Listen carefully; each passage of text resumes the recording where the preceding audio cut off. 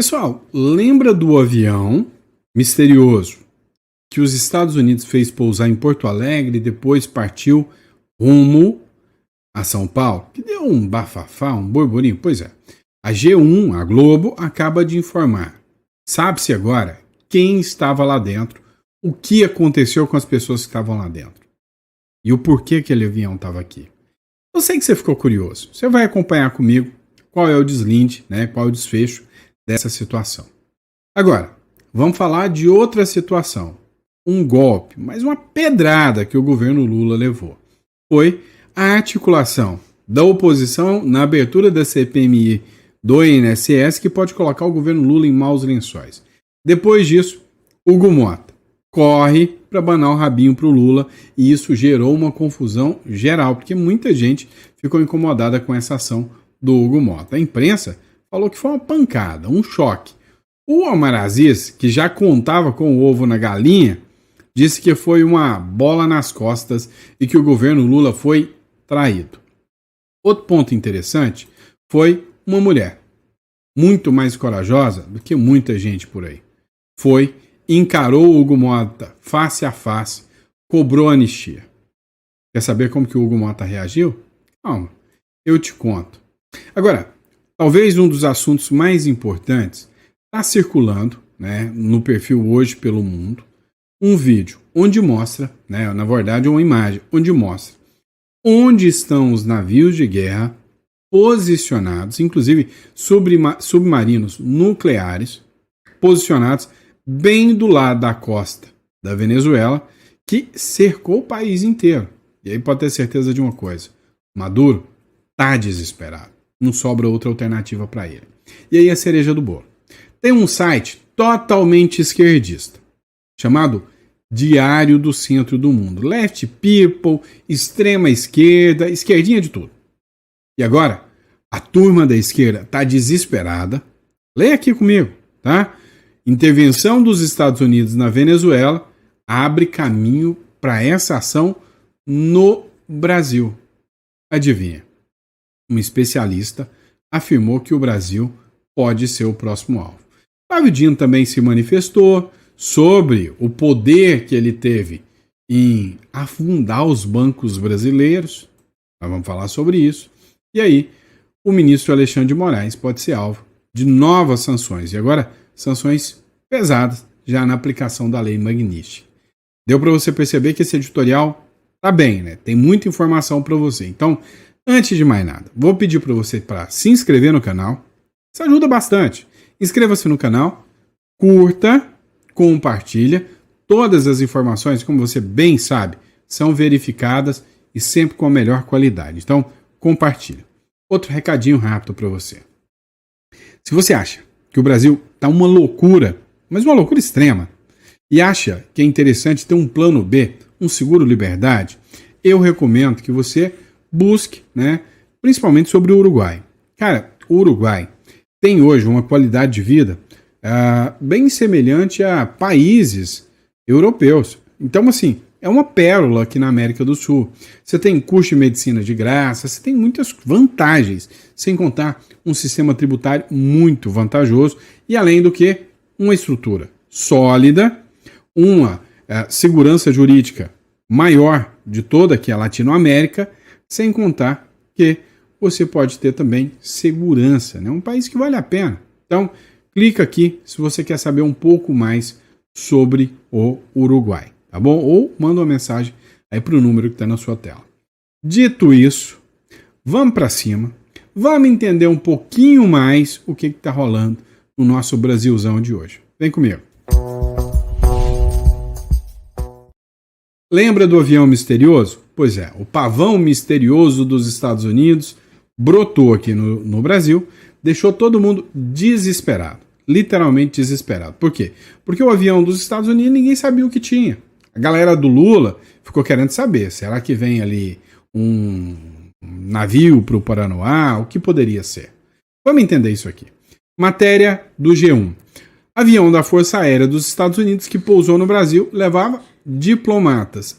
O que esses diplomatas vieram fazer no Brasil? Simples a resposta. A aviação, a aeronave da Força Aérea dos Estados Unidos, que pousou no Aeroporto Internacional de Salgado Filho, lá em Porto Alegre, ele desceu lá no Rio Grande do Sul na tarde da quarta-feira, né, da última terça-feira, e ele estava transportando vários diplomatas americanos que ficariam na Embaixada de Porto Alegre. A informação é da própria Polícia Federal, que afirmou que eles não poderiam entrar dentro do avião, muito menos a Receita, mas fizeram, né, o controle migratório na ocasião e receberam os vários diplomatas, né? Os diplomatas, ainda segundo a PF, foram para o consulado de Porto Alegre.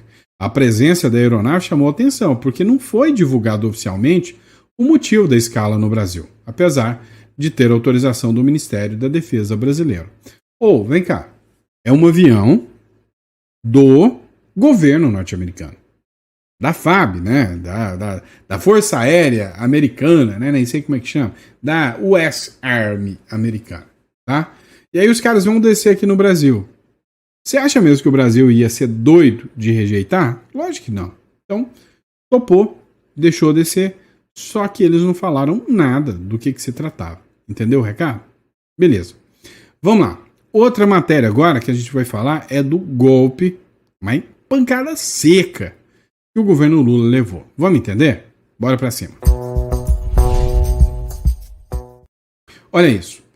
A CPMI, que poderia ser mais uma pizza, mais uma das histórias do Bananal da República das Bananas, pode ter virado algo muito, mas literalmente muito interessante mesmo. Pois é. O que aconteceu?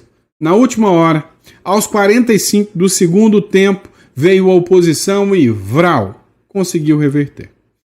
A CPI do INSS é para investigar o roubo dos aposentados, mais de 6,5 bilhões de reais roubados. Adivinha? Por sindicatos.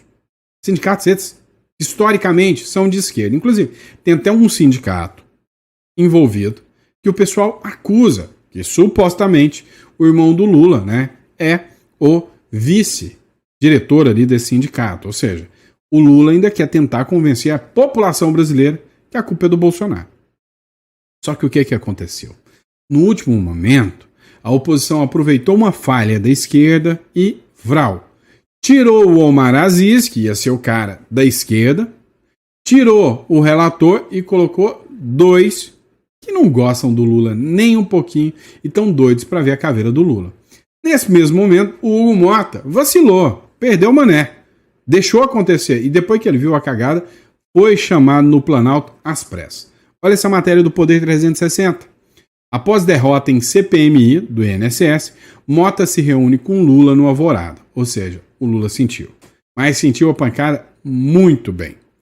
O governo perdeu a presidência e a relatoria, que estavam acordadas. Ou seja, o que a oposição fez?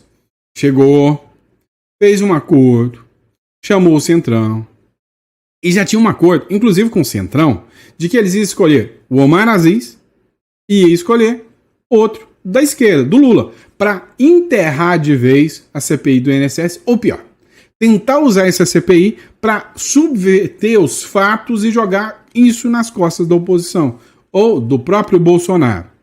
Só que na hora H, o Centrão deu uma rasteira no Lula, mandou um dane-se pro Lula e votou para escolher a oposição. Ou seja, vão ferrar com a vida do Lula, né?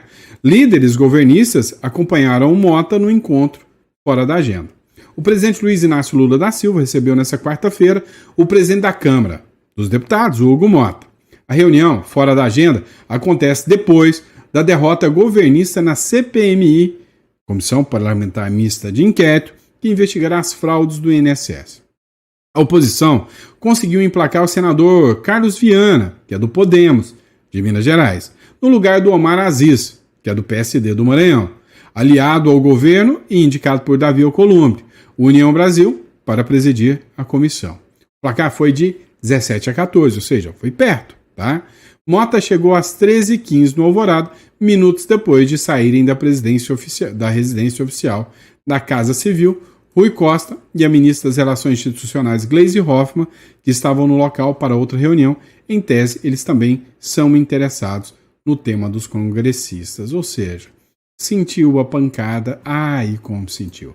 Cara, eu nunca vi o pessoal da CNN dar uma notícia com tanta alegria. Eu vou falar uma coisa pra vocês. Eu acho que essa turma do CNN não tá left people mais não. Já tá, sentiu, viu a luz, começou a sentir. Esse é de direita é melhor, né? Dá uma olhada na alegria deles ao noticiar a pancada, a bolada nas costas do Lula. Mas pia isso?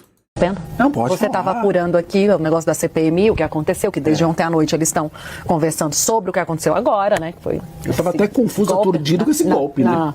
Na cúpula indicada. Se a gente está aturdido com esse golpe, imagina como está Lula, Gumota e Davi Alcolumbre. Acho que esse povo não vai dormir hoje, porque a oposição deu um solavanco lá no Congresso Nacional.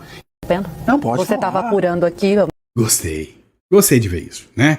Ainda há esperança para a imprensa brasileira. Mas agora, dá uma olhada. O Omar Aziz ficou chororô, né? Se for chorar, manda áudio. Ficou de chororô, resmunguento. Nossa, traição. Nossa, levou bola nas costas. Pois é, matéria do Danúzio, derrotado em eleição na CPMI, diz que o governo tomou bola nas costas. Disse até que vocês não sabem contar, não. O acordo não era esse. Vocês erraram no acordo. Ninguém sabe se foi estratégia ou se foi um vacilo. O problema é que quem vacilou aqui foi o Lula.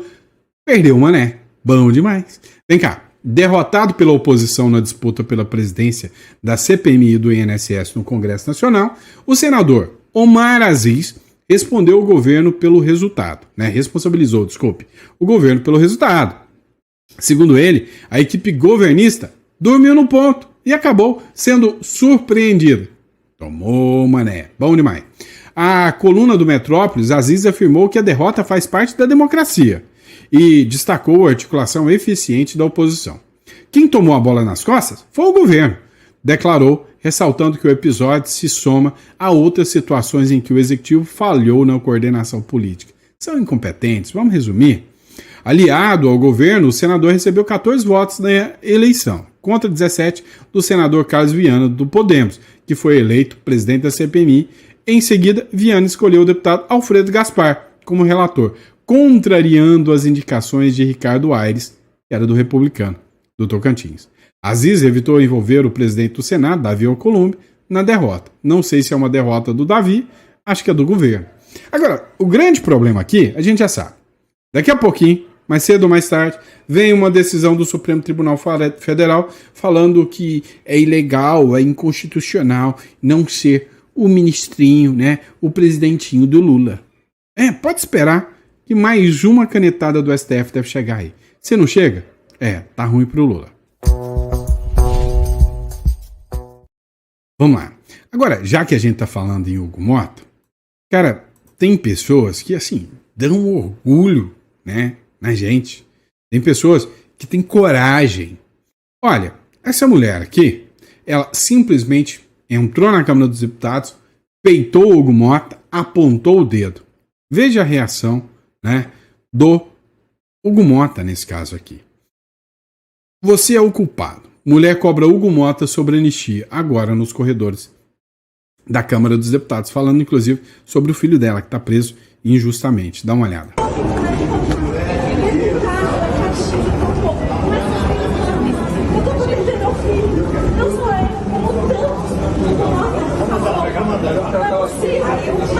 Quanto mais você adia, as pessoas morrem. Você é o culpado. Anistia. Pois é, a insensibilidade desse povo é fora do comum, né? Dá náuseas quando a gente assiste isso aí. Uma mãe suplicando pelo filho. E assim, tem que ser muito mal intencionado para não entender o tamanho do abuso.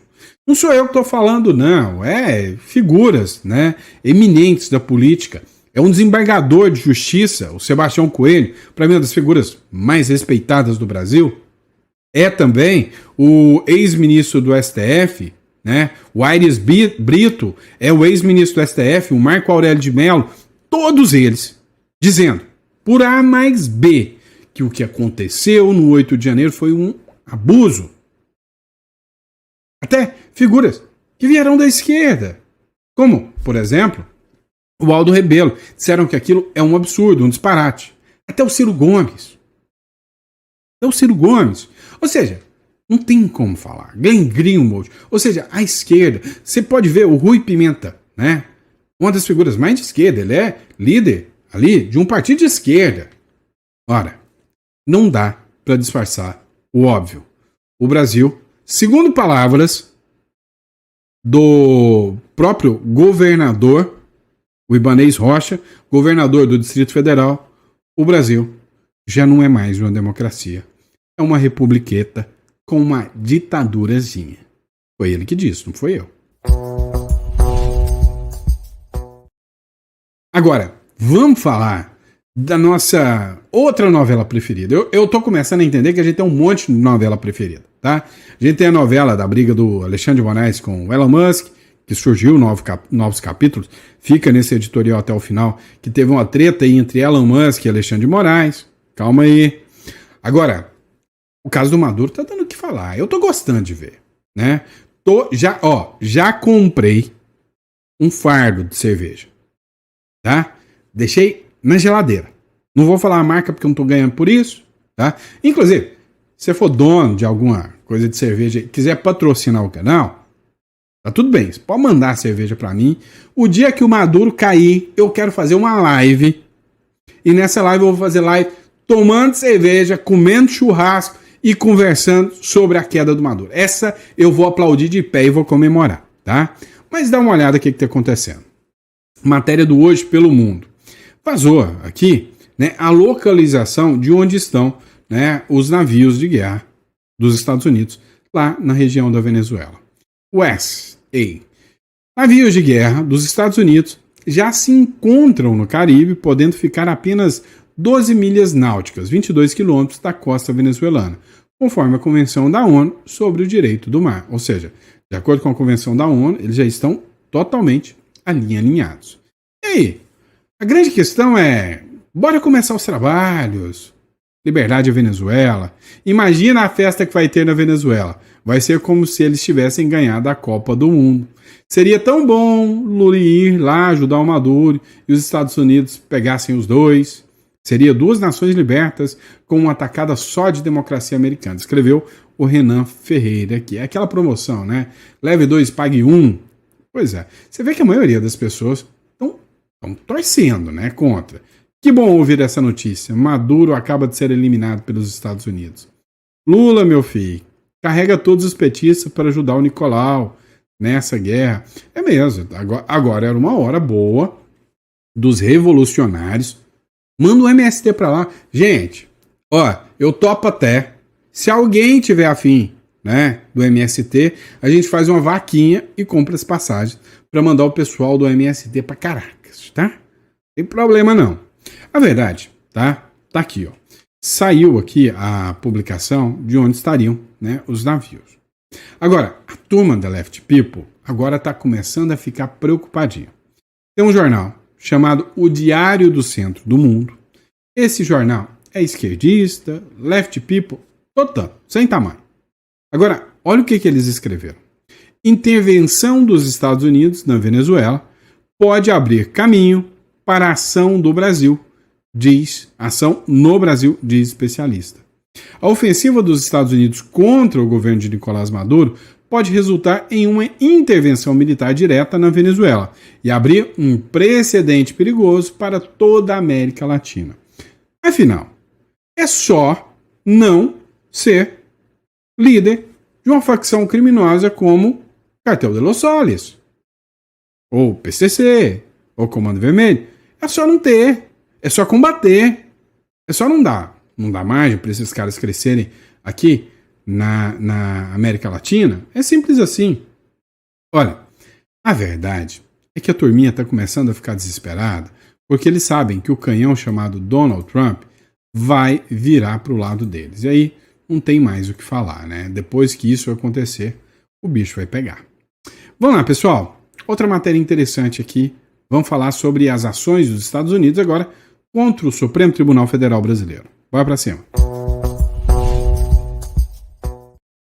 Olha, mais pia estranha aqui só, né?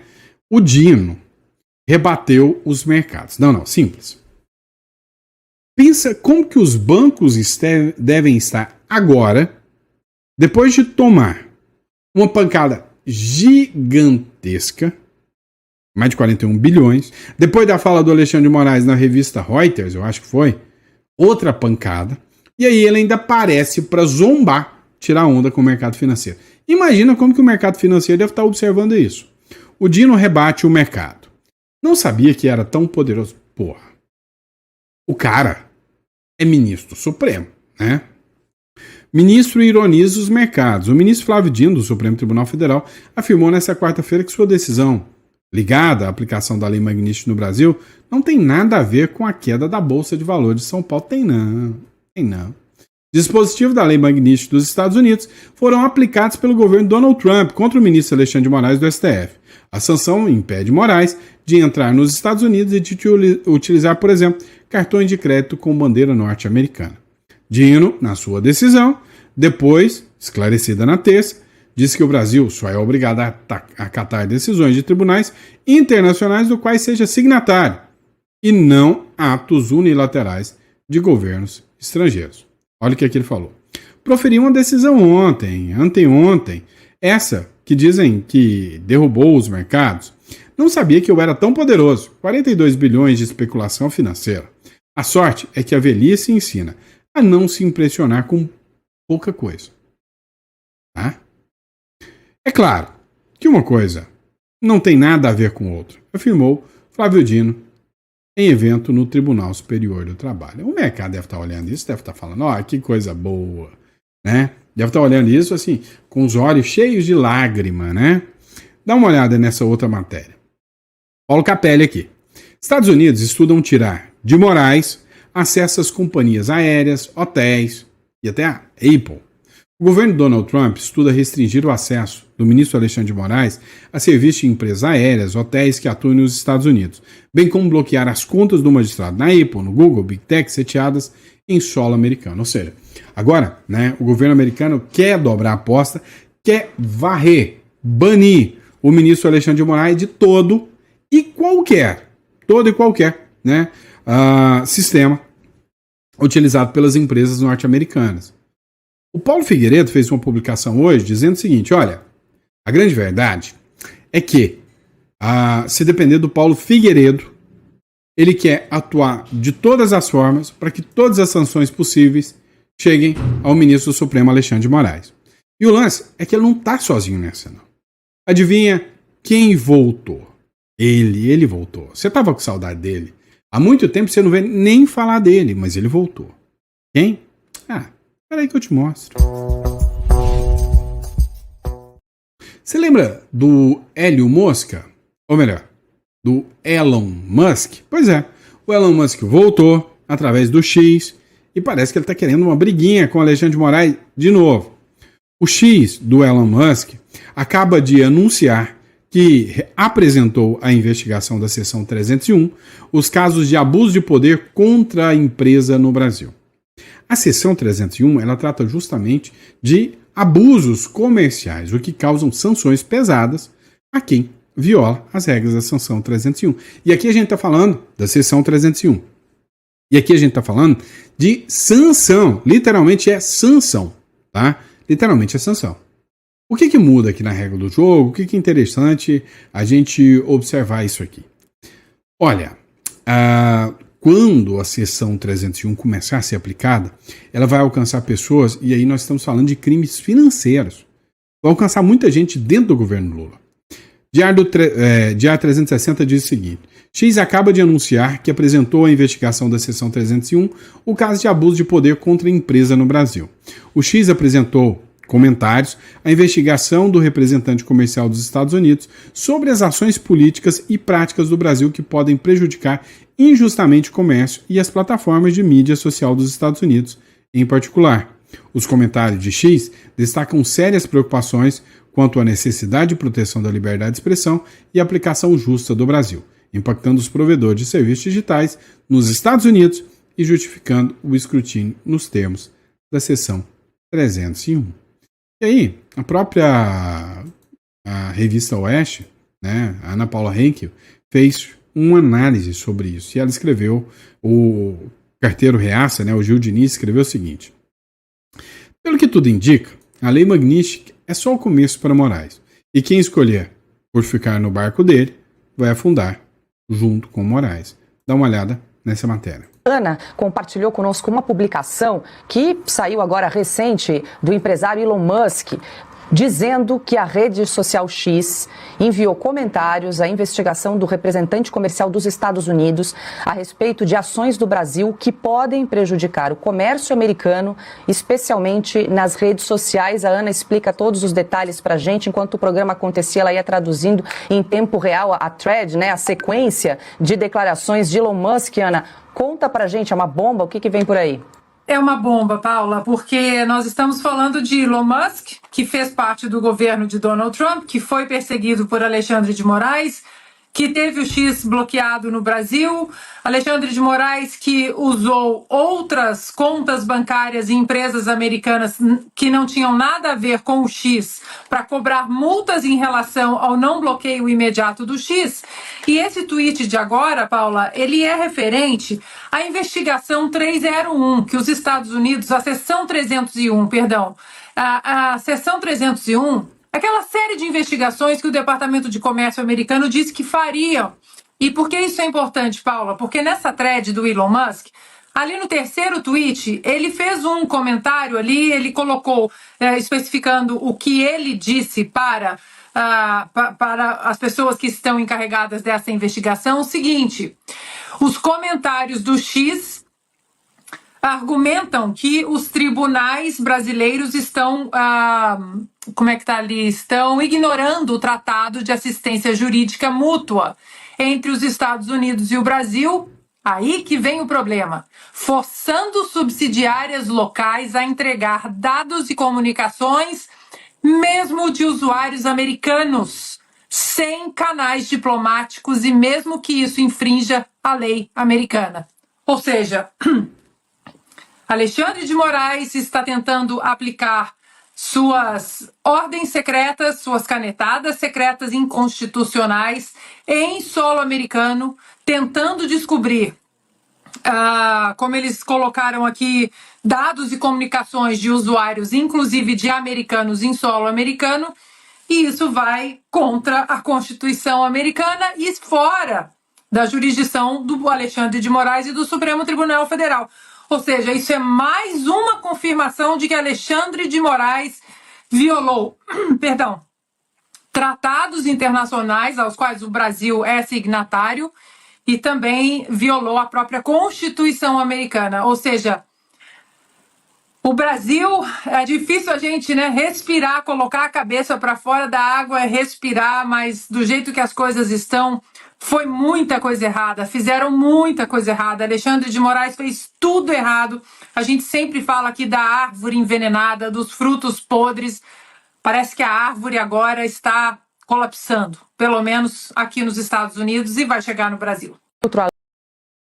Pois é. Vem cá, admite, você tá adorando assistir essa série, que a cada hora aparece alguém novo para participar de tudo isso, não dá? Eu tô achando o máximo.